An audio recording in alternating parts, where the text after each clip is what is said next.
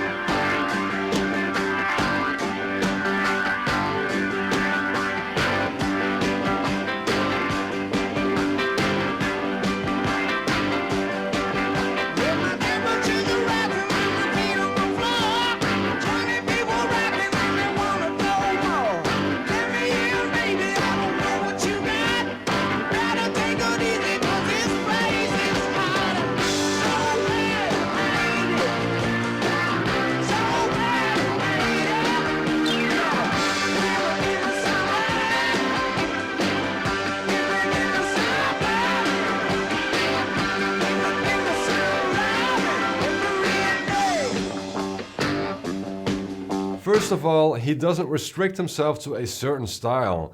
A lot of his contemporaries showed their blues roots, but from very early on he showed a wider range than just that.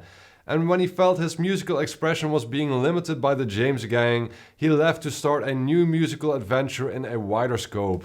Even with James Gang, he showed a broad range of musical influences though, ranging from funk to folk and much in between. Even though this power trio wasn't completely different from what others were doing at the time, they had their own unique sound and they weren't just another heavy-hitting blues rock band. Seems to me you don't wanna talk about it. Seems to me you just dreaming it fun with that all the way.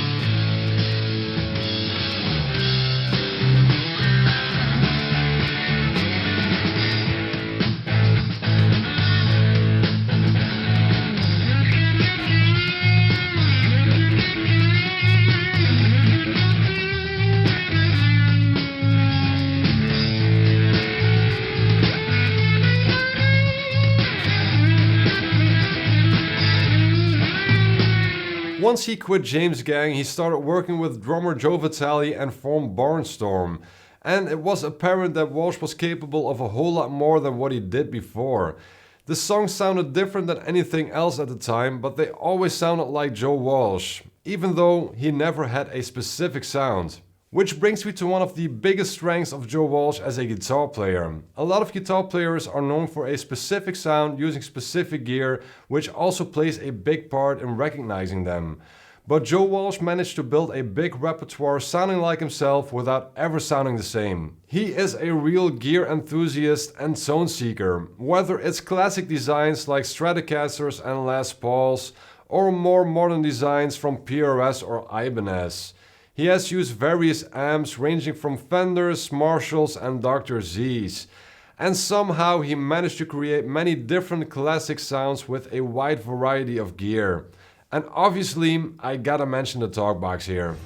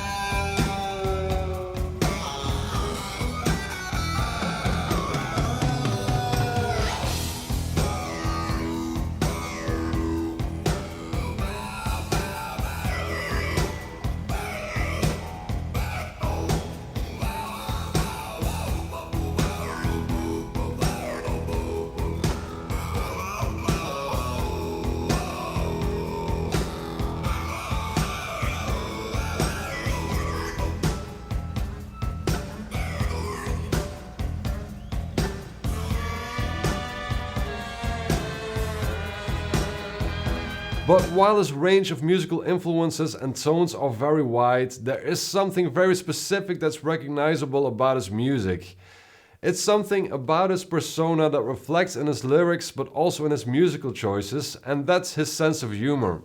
And that may sound strange, but if you really listen to his lyrics, you can hear how the sense of humor extends to his instrumental choices. There often is something whimsical about his guitar playing that especially makes his lead style very unique.